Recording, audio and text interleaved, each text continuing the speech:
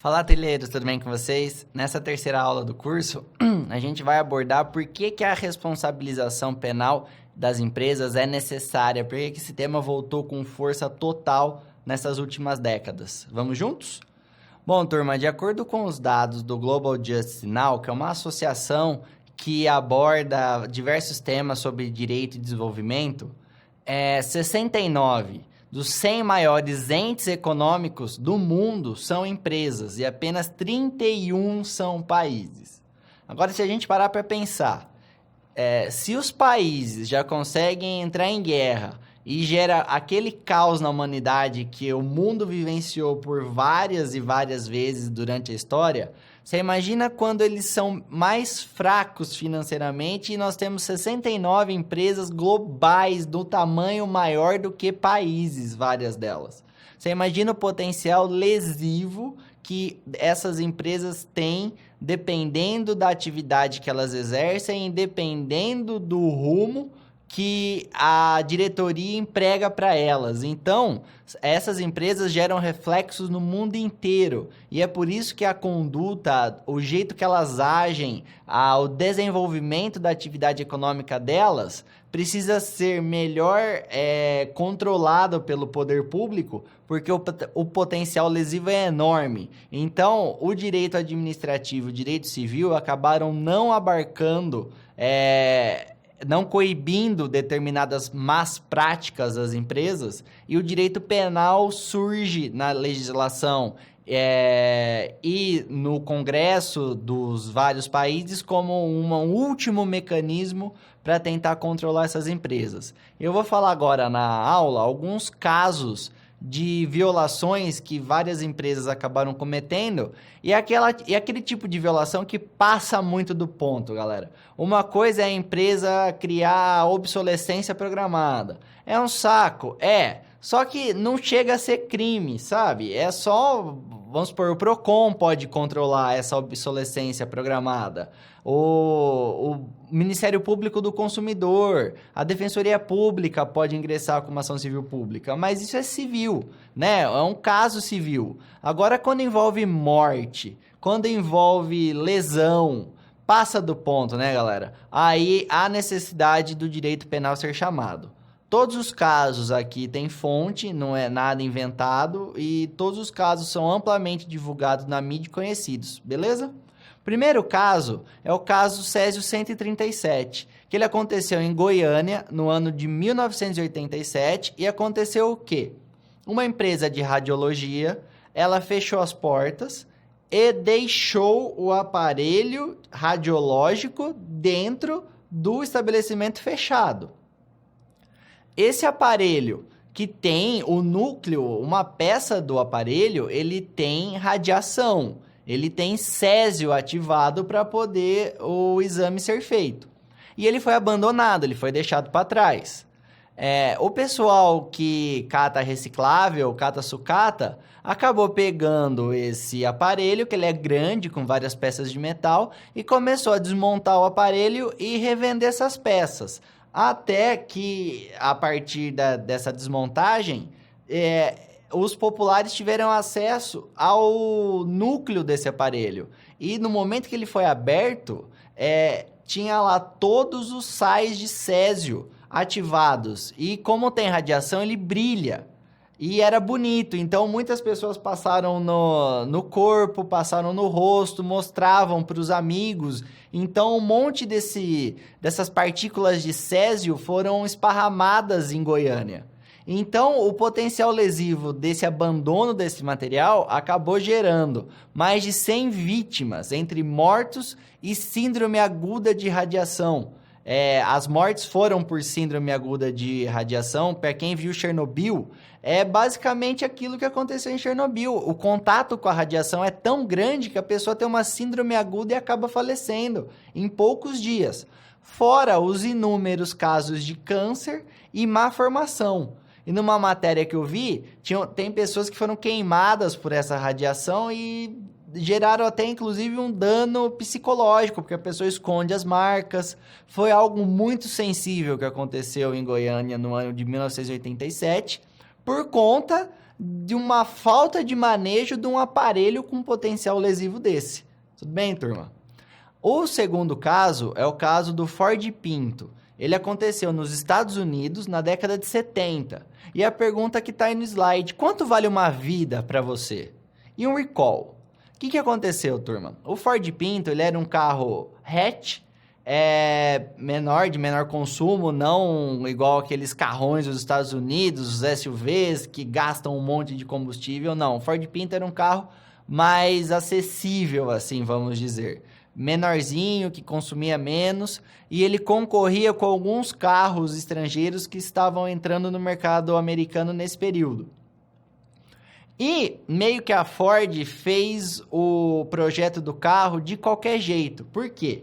Se houvesse uma colisão traseira no Ford Pinto acima de 50 km por hora, havia risco desse carro pegar fogo e explodir. E a Ford sabia disso. Então, qual foi o cálculo que eles fizeram? Nós vendemos X unidades de Ford Pinto. O recall ia custar, sei lá, 100 milhões, por exemplo. E se a gente tiver que indenizar as vítimas de queimadura e eventuais mortes? A empresa vai gastar quanto? Eles ficaram pensando o seguinte, tem tantos acidentes nos Estados Unidos todo ano, desses acidentes, uma parcela é com a Ford, uma parcela menor ainda é feita com colisão traseira acima de 50 km por hora. Então, vale a pena, fica mais barato para a empresa pagar a indenização por queimadura e morte do que fazer o recall para todo mundo ficar seguro.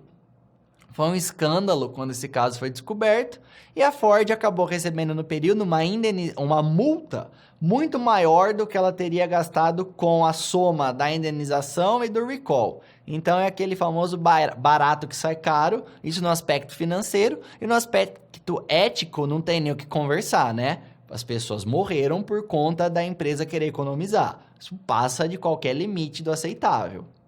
Aí, turma, a gente tem o caso da Apple, que aconteceu por volta do ano, entre os anos de 2010 e 2012. Acabou que aconteceu o seguinte, a Apple, ela contratava fornecedores de peças e de placas para a montagem do iPhone, do iPad e dos produtos da linha da maçã. E aconteceu que em alguns desses fornecedores, sobretudo na China, era usada mão de obra infantil e, se não bastasse o uso de mão de obra infantil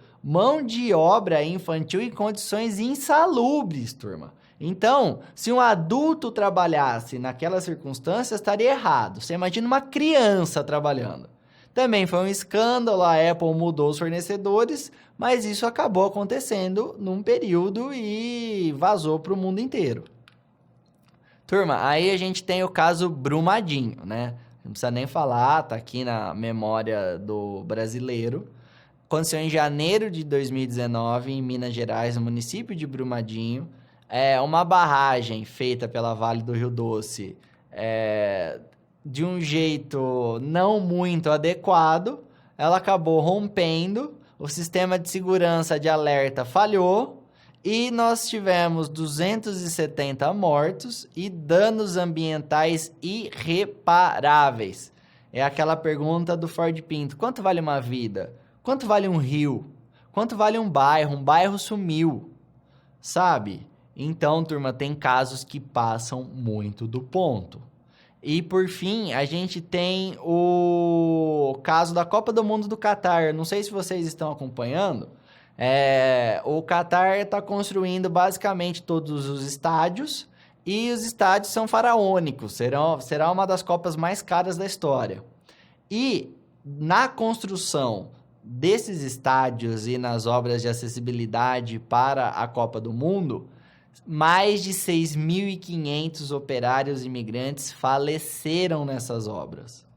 6.500 operários imigrantes faleceram. O governo não confirma nada, a FIFA finge que não vê, e mais inúmeras reportagens independentes, inclusive essa que está no link é da ESPN, é uma empresa séria, já tem a averiguação de que pelo menos 6.500 operários morreram.